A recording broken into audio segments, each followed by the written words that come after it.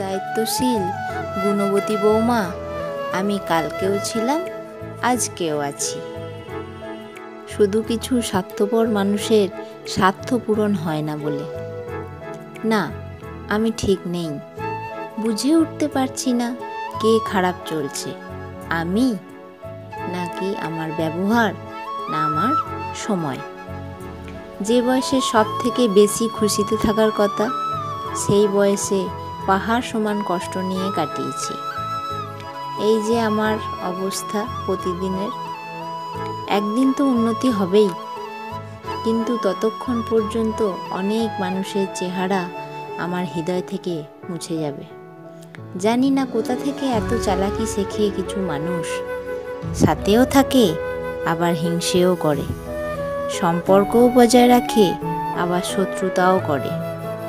তোমার সামনে এক রূপ আর পেছনে অন্য রূপ ধারণ করে।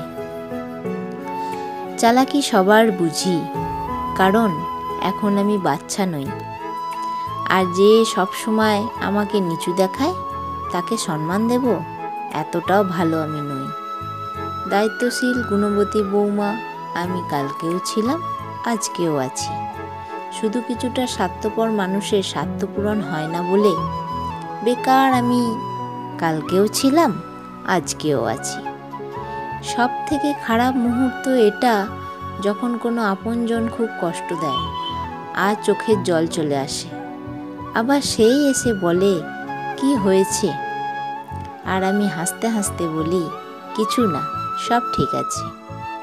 এখন আর আমার কারোর কাছে কোনো অভিযোগ নেই বন্ধুরা, কারণ আমি এখন মেনেই নিয়েছি যে আমি কারোর যোগ্য নই।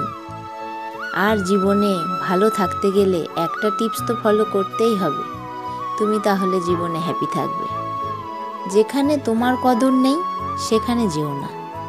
যে তোমাকে বুঝতে চায় না তাকে কখনো বোঝাতে যেও না। যে সত্য কথা বললে রেগে যায়, তার রাগ কখনো ভাঙাতে যেও না। যে তোমার চোখের নিচে নেমে গেছে, তাকে কখনো ওপরে তোলার চেষ্টা করো না। জীবনে কোনো সমস্যা আসলে ভেঙে পড়ো না।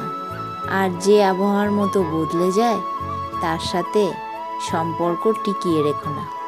দেখবে অনেক ভালো থাকবে।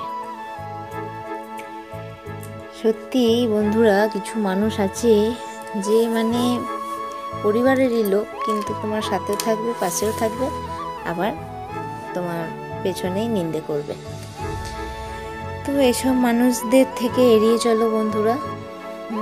এদেরকে বেশি মাথায় তুলো না, বেশি সুযোগ করে দিও না।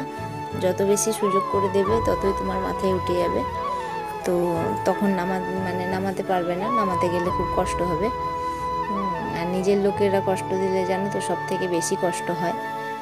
তো হ্যালো বন্ধুরা, হাই ফ্রেন্ডস, আমি চলে এসেছি সুমি আবার নতুন একটা ব্লগ নিয়ে তোমাদের সাথে। দেখতেই পাচ্ছ সকাল সকাল একদম ঘর মোছামুছির কাজে লেগে গেছি। আর সবার ফার্স্টে দেখিয়েছি চাউমিনটা মেয়েকে টিফিনে পাঠিয়েছি। মেয়ে স্কুল চলে গেছে, তারপরে আমি একটু মোছামুছি করে নিচ্ছি। কারণ তার আগের দিন রাতে একটু ঝড় হয়েছিল, হাওয়া দিয়েছে, তো এত ধুলো ঢুকে গেছে, সবেতে ধুলো হয়ে গেছে, একদম সাদা সাদা ধুলো পড়ে গেছে। যে চলো, আর একটু সকালটা ঠান্ডা ঠান্ডা ছিল, তাই চলো আজকে সব মুছেই নিই, সকালবেলাটাই মুছে নিই। তো সকালবেলাটা এতটা টাইম বার করতে পারছি কারণ মেয়েটার স্কুলটা এখন একটু তাড়াতাড়ি করে দিয়েছে, এগিয়ে দিয়েছে টাইমটা। তো সেই জন্য সকালবেলাটা একটু টাইম পেয়েছি, মুছে নিলাম। তাও এখানটা করতে আমার প্রায় 1 ঘন্টা টাইম লেগে গেছে। 7টা থেকে 8টা বেজে গেছে। তো 7টায় বসেছি, 8টা বেজে গেছে। তারপরে আবার একটু চান টান করে এসে তারপর রান্না বসিয়েছি। তো বন্ধুরা, আমার ভিডিওগুলো কেমন লাগছে, আমার ব্লগগুলো কেমন লাগছে আমাকে জানিও। আমার কথা, আজকের টপিক কেমন লাগলো সেটাও জানিও। তোমরা জানালে খুব ভালো লাগে, তোমাদের কমেন্ট পড়তে সত্যি খুব ভালো লাগে। ভালো কমেন্ট পড়লে তো ভালো লাগেই। আর যদি কিছু খারাপও হয়, যদি কিছু খারাপ বলে থাকি, সেটাও জানিও কমেন্টে। সেটাও অবশ্যই আমি শুধরে নেওয়ার চেষ্টা করব। সবসময় ভালোটা নেবো আর খারাপটা নেবো না, তা তো হয় না। দু রকমই নেবো। এই প্ল্যাটফর্মে এসেছি যখন দু রকমই নিতে শিখতে হবে। তো একটু আওয়াজ টাওয়াজ পাবে বাইরের বন্ধুরা, একটু অ্যাডজাস্ট করে নিও। তো এই যে খাটটাও মুছে নিয়েছি, সকালবেলা থেকেই রোদ দেখো, মনে হবে যেন কত বেলা হয়ে গেছে। তো এখানে খাটটাগুলো ভালো করে সব কিছু একসঙ্গে করতে গেলেই না দেরি হয়ে যায়। যদি একটু একটু করে রোজ কাজের ফাঁকে ফাঁকে একটু একটু করে করলে কিন্তু এতটা গায়ে লাগে না। কিন্তু যেহেতু আমি সময়টাও পেয়েছি আর দেখলাম সবই ধুলো পড়ে গেছে, আর মানে যখন মুছতে লাগি না তখন মনে হয় কি যে মুছেই যাই, দূর এটা হয়ে গেলে বা এটা করি, মানে এইরকম মনে হয় সব সময়। এই যে এই দিকটাও মুছে নিচ্ছি, খাটের এই দিকটা বসার জায়গা হচ্ছিল না ঠিক করে, খুব মানে ছোট জায়গাটা। তো এই দিকটাও মুছে নিচ্ছি ভালো করে, দিয়ে খাটটা মুছে হয়ে যাবে। আর কিছু মুছিনি, জানলা টাল্লাগুলো এখন মুছিনি, আবার পরে মুছবো। এতগুলো করতে গেলে আর তাহলে রান্না হবে না, শুধু সারাদিন ঘরই পরিষ্কার করে যাব। সত্যি রান্না করার যদি কেউ থাকতো যে রান্নাটা করতো, আমি তাহলে সারাদিন কিন্তু ঘরই পরিষ্কার করে যেতাম। তো কিন্তু তা তো করা হবে না, সবই করতে হবে, রান্নাও করতে হবে, ঘর পরিষ্কারও করতে হবে। বাইরে বাগানটা তো তোমরা দেখেছো, সেটাও পরিষ্কার করি, সবই করি। তো এই যে ঝাড়াঝুড়ি আমার হয়ে গেল। আজকে রান্না একটু পটলের মানে দই পটল বানাবো। তো পোস্ত করেছি, পেঁয়াজ আলু দিয়ে পোস্ত করেছি। আমার বর যেই দেখেছে, মানে রুটি খাওয়ার সময় কুমড়োর তরকারি আর রুটি করেছিলাম, তো যেই দেখেছে পোস্ত হয়ে গেছে অমনি খানিকটা পোস্ত তুলে নিয়ে খেয়ে নিয়েছে। এবার দেখলাম যে ভাতের তরকারি একটু কমে যাবে, আবার পটল কেটে দই ছিল, চলো দই দিয়ে একটু করে দিই। ওই যে পটলগুলো ভেজে তুলে নিয়েছি, আর তেলে দিলাম তেজপাতা, আর দেবো একটু গোটা জিরে। দইটা ঘরেই তো আমি রোজ পাতি, সেই জন্য অসুবিধা হয় না। আর একটু দিচ্ছি হিং, ঠিক আছে, ফোড়নে দিলাম এগুলো, একটু হিং দিলাম, দিয়ে ফোড়ন দিয়ে আর একটা দেবো শুকনো লঙ্কা, ভুলে গেছি শুকনো লঙ্কাটা দিতে, আবার মনে পড়লো তো নিয়ে এলাম। তো এইগুলো ফোড়নে দেবো, ফোড়নে দিয়ে তারপরে ওই দইটার মধ্যে কী কী দিয়েছি বলো তো বন্ধুরা, জিরে গুঁড়ো, ধনে গুঁড়ো, হলুদ গুঁড়ো, লঙ্কা গুঁড়ো আর একটু চিনি একবারে মিশিয়ে দিয়েছি, দিয়ে তেলের মধ্যে দিয়ে দিলাম।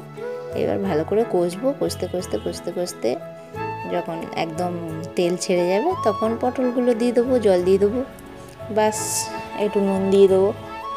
আর তোমাদের আর কি রান্না শেখাবো বন্ধুরা, তোমরা তো ভালোই জানো, আমার থেকেও ভালো পারো হয়তো। তো যেরকম করি ঘরোয়া টুকটাক একটু শেয়ার করি তোমাদের সাথে, যদি কারোর সাহায্য হয়। তো এই যে আমার মেয়ে চলে এসছে, একটু ওকে তো করতেই হবে, রান্না করছে, দিয়ে আমি হাতটা ধরে একটু ভালো করে নাড়িয়ে দিলাম। ও তো পারছে না, ভয় কি খুন্তির কুতায় ডগায় ধরেছে। তো এই দেখো একদম মশলাটা পুরো শুকিয়ে গেছে, তেল ছেড়ে গেছে। তো এখানে আমি জল দিয়ে দিলাম, এবার পটলগুলো দিয়ে দেবো, দিয়ে আর একটু জল দিয়ে দেবো। যেরকম করবেন গা মাখা বা একটু ঝোল, সেরকম মাপ মতো জলটা দিয়ে নেবেন, দিলেই হয়ে যাবে। আমি এই যে একটু দিলাম, পটলগুলো একটু সেদ্ধ হবে, কচি পটল একদম, আর ভাজা হয়েই গেছে, নরম তো হয়েই গেছে। তো এই যে হয়ে গেছে আমার। আর নামাবার আগে একটু দিয়েছি কসৌরি মেথি, একটুখানি খেয়ে মানে দেখে নিলাম টেস্ট করে ঝালটা ঠিক আছে কিনা। এই যে একটু কসৌরি মেথি দিয়ে দিলাম। কসৌরি মেথি দিলে না কি সুন্দর সেন্টটা হয়, আমার খুব ভালো লাগে, গরম মশলার থেকেও আমার ভালো লাগে।